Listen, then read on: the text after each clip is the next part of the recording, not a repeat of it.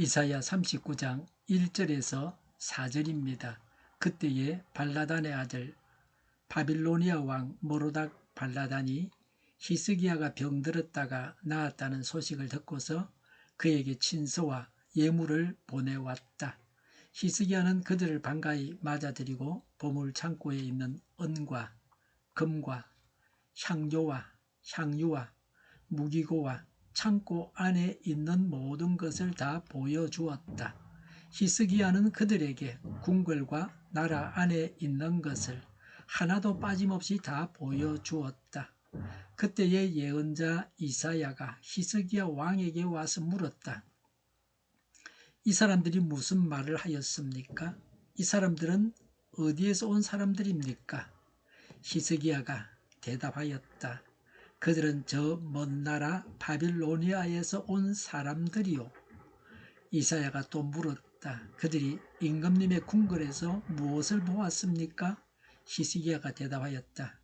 그들은 나의 궁궐 안에 있는 모든 것을 보았고 나의 창고에 있는 것 가운데 그들에게 보여주지 않은 것이 하나도 없어. 아멘. 이 본문은 열왕기하 20장 11절부터 19절까지와 거의 일치하는 내용입니다. 히스기야 왕과 바벨론의 왕 메로닥 발라단의 메시지 교환을 다루고 있습니다. 이 사건은 단순한 역사적 사실을 넘어 우리가 하나님과의 관계 속에서 어떤 관계를 가져야 하는지를 깊이 생각해보게 합니다. 유다 나라는 히스기야 왕이 유다 나라 왕이죠. 유다 나라는 바벨론에 멸망합니다. 바로 그 나라 사신이 온 겁니다. 히스기야는 그걸 모르니까 이렇게 하고 있습니다. 히스기야는 하나님께서 행하신 놀라운 일들을 경험한 왕이었지만 그가 보여준 태도는 우리에게 중요한 교훈을 제공합니다. 오늘 본문을 통해 우리 신앙의 본질과 하나님과의 진정한 관계를 되돌아보는 시간을 가지면 좋겠습니다. 유다 나라의 왕들 중에서 선한 왕은 몇 되지 않습니다. 히스기야는 선한 왕 중에 한 사람입니다. 선한 왕도 한두 가지 죄를 짓게 됩니다. 여기서도 히스기야의 죄를 드러내고 있습니다. 그래서 이사야는 하나님의 심판을 예언하게 됩니다. 그건 다가올 일입니다. 1절에 그때의 발라단의 아들 바빌로니아 왕 모로닥 발라단이 히스기야가 병들었다가 나았다는 소식을 듣고서 그에게 친서와 예물을 보내왔다고 했습니다. 모로닥은 바빌론의 군대 신입니다. 말뚝신의 또 다른 이름이 모로닥입니다.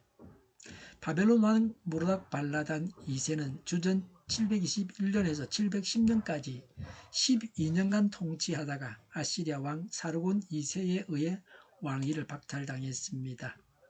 그 후에 주전 703년에 왕위를 회복하였으나 다시 사내립에 의해서 추방되어서 엘람 지방에 피신해 있었습니다. 바빌론은 아시리아의 지배를 받고 있었습니다. 모로닥 발라단이 히스기야에게 사절단을 보낸 것은 표면상으로는 히스기야의 병이 나은 것을 축하하는 것이었지만 실상은 히스기야와 군사 동맹을 맺고 함께 아시리아에 대항하고자 했습니다. 반아시리아 연합 전선을 형성하고자 했습니다. 또 유다의 힘이 어느 정도인지 알아보고자 했습니다. 2절에 히스기야는 그들을 반가이 맞아들이고 보물 창고에 있는 은과 금과 향유와 무기고와 창고 안에 있는 모든 것을 다 보여주었다. 히스기야는 그들에게 궁궐과 나라 안에 있는 모든 것을 하나도 빠짐없이 다 보여주었다고 했습니다. 사신을 환영하고 모든 것을 다 보여준 것으로 보아 히스기야는 바벨론과 동맹을 맺었습니다. 히스기야는 바벨론의 동맹 제안을 받아들여서 동맹국으로서의 위세를 과시하기 위해서 궁중의 모든 보물고와 무기고를 보여주었습니다.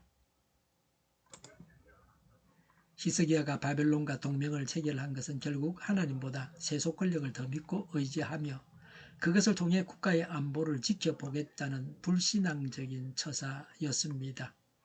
하나님께서 복을 주셔서 재물과 무기를 가지게 되었는데 그걸 자랑했습니다. 그와 같은 무기와 재물을 가지게 하신 하나님을 찬양해야 할 터인데 오히려 자신을 과신했습니다. 승리했을 때 겸손하게 하나님께 영광을 돌려야 합니다. 하나님께 돌려야 할 영광을 가로채면 안 됩니다. 이같이 한 것은 히스기야의 생명을 연장시켜 주신 하나님께 대한 교만이요 변절한 모습입니다. 그래서 6절과 7절에 하나님의 징계가 임합니다. 성도들은 하나님께서 자신을 죄 가운데서 구원하시고 복 주실 때일수록 더욱 겸손히 하나님을 섬길 줄 알아야 합니다. 형통을 주신 하나님의 의를 드러내야 합니다. 히스기야는 하나님께서 그의 기도를 들으시고 병을 고치신 후 그의 나라는 번영과 평화를 누리고 있었습니다. 그러나 이러한 성공은 때때로 교만으로 이어질 수 있습니다. 하나님께서 주신 복을 당연히 여기고 그 배후에 계신 하나님의 은혜를 잊어버리는 것이죠. 우리는 어떤 상황에서도 하나님께 감사하고 겸손한 마음을 유지해야 합니다. 3절에 그때의 예언자 이사야가 히스기야 왕에게 와서 물었다. 이 사람들이 무슨 말을 하였습니까? 이 사람들은 어디에서 온 사람들입니까? 라고 했습니다. 왕의 요청이나 부름이 없어도 선지자가 왕에게 나아가는 경우는 대개 질책이나 권고를 하기 위함입니다. 이사야 선지자는 히스기야에게 먼저 질문했습니다. 왕이 말한 사실에 근거하여 예언하고 경고하려고 질문했습니다. 선지자도 하나님께서 말씀해 주시지 않으면 알 수 없습니다.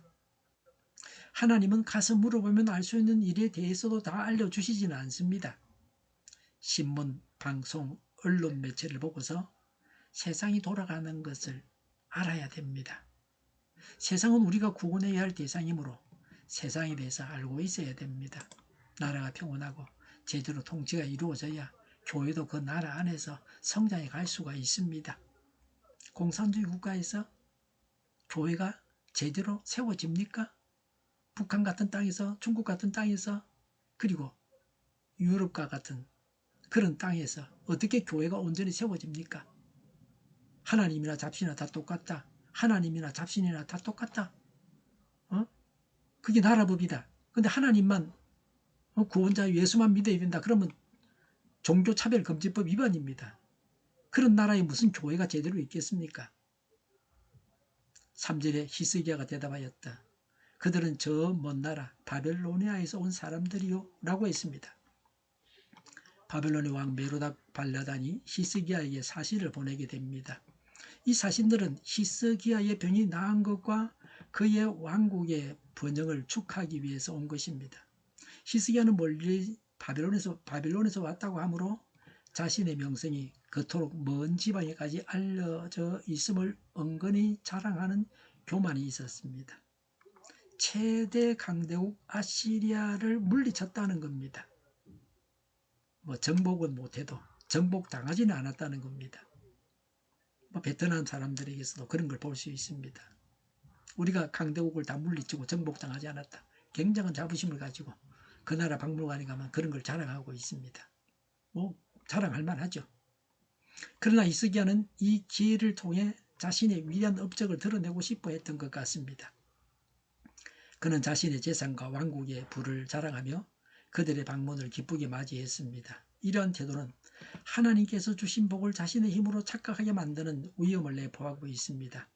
하나님과 바른 관계에 근거하지 않는 인간의 자랑은 치욕이 되고 맙니다.